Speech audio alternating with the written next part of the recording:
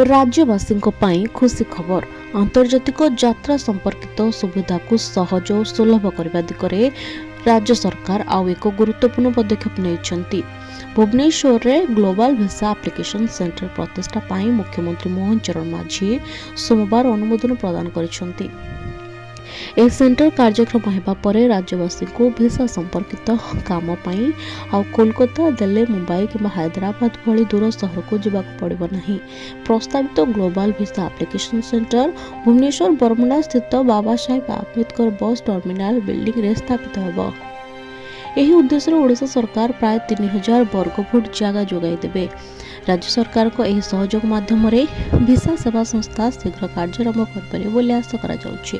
गत किछि वर्ष धरी ओडिशारू शिक्षा, चिकित्सा, चाकरी, पर्यटन और व्यवसाय उद्देश्य विदेश जाउथवा लोकंक संख्या उल्लेखनीय भाव में वृद्धि पाई। तेज राज्य में वीसा एप्लिकेशन सेंटर नथिबारु आवेदक मानकु वीसा फॉर्म दाखल, बायोमेट्रिक तथ्य देवा और साक्षात्कार पई अन्य शहर को जावाक पड़ुथिला।